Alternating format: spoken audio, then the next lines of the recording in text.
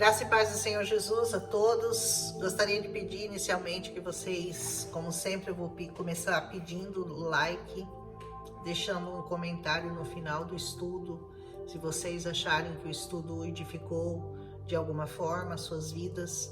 Nós vamos começar hoje o livro de Amós. Amós é um dos profetas menores e eu vou falar um pouquinho sobre ele, não tem muita informação não, mas ele é um dos 12 profetas menores que nós estamos começando agora, né? Os profetas menores da Bíblia. O nome dele significa carregado.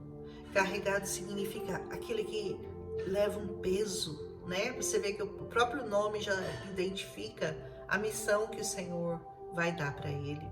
Ele era natural de Tecota, uma cidade que ficava a 10 quilômetros de Belém.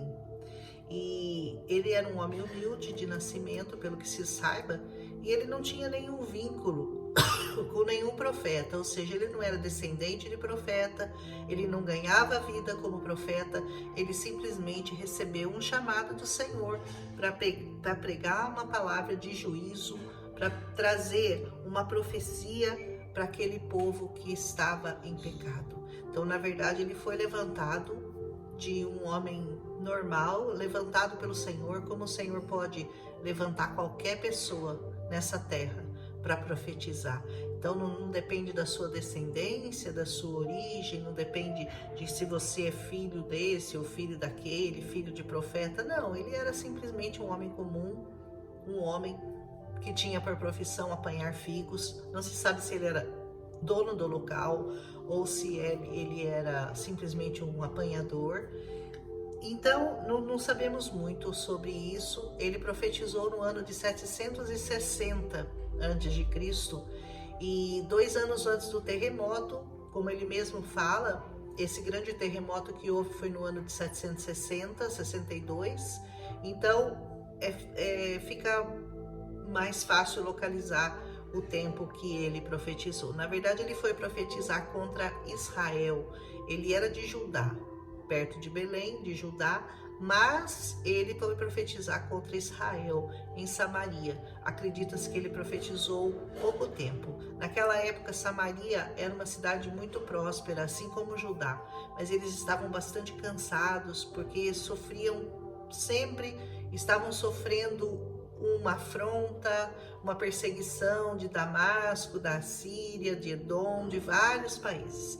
Então o Senhor manda ele lá para que ele vá profetizar contra essas cidades que estavam sempre perturbando a paz em Israel, mas também contra Israel, porque o juízo de Deus não exclui Israel.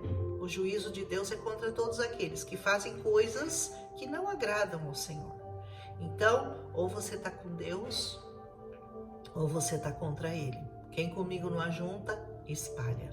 Então, se você não serve ao Senhor em algum local, de todo o seu coração, se você não se importa com as coisas do Senhor, se você não prega essa palavra, você é originalmente um inimigo de Deus. E aqui, a situação desses inimigos do Senhor não são muito confortáveis. Ele diz assim, palavra de Amós, um criador de ovelhas em Tecoa.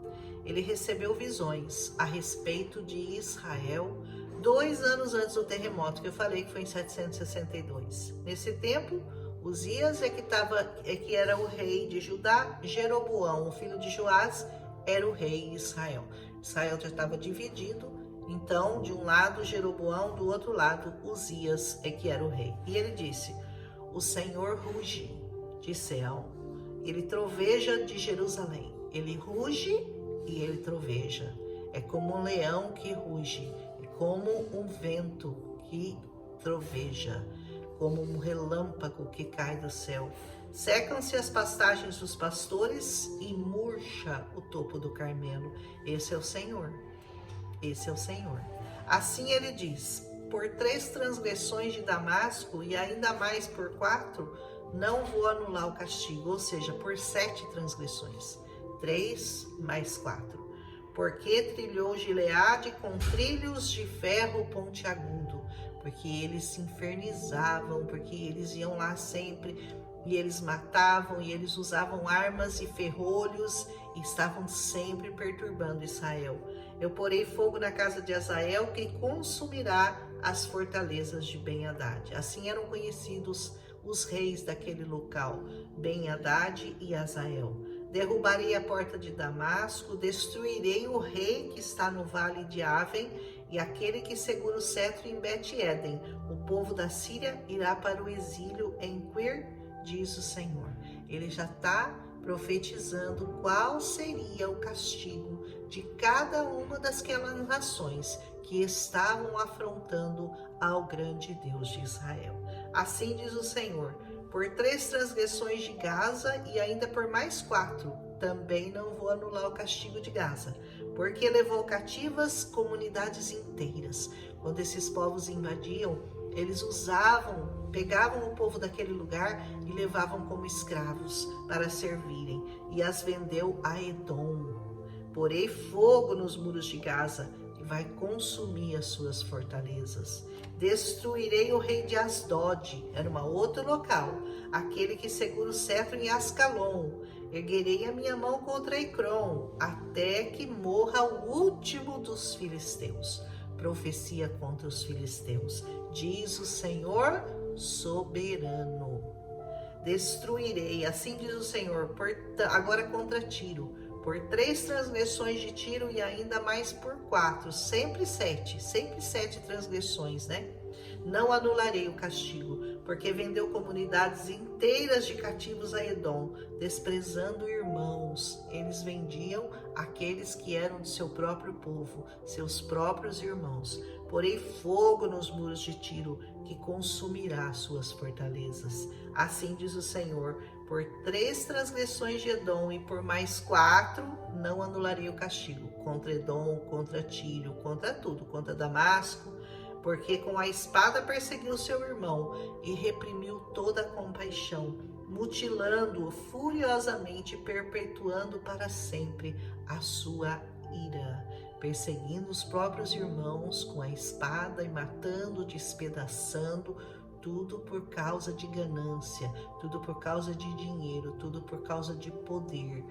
Isso é muito próprio do homem, né? Porei fogo em Temã, que consumirá as fortalezas de Bosra. Assim diz o Senhor: por 3 transgressões de Amon e ainda por mais 4 também não anularei o castigo. Agora é Amon, porque rasgou ao meio as grávidas de Gileade a fim de ampliar as suas fronteiras. Você imagina que quando eles invadiam lá, eles cortavam as grávidas ao meio? Consegue imaginar uma coisa dessa? Porei fogo nos muros de Rabá, consumirá suas fortalezas em meio a gritos de guerra no dia do combate, em meio a ventos violentos no dia da tempestade.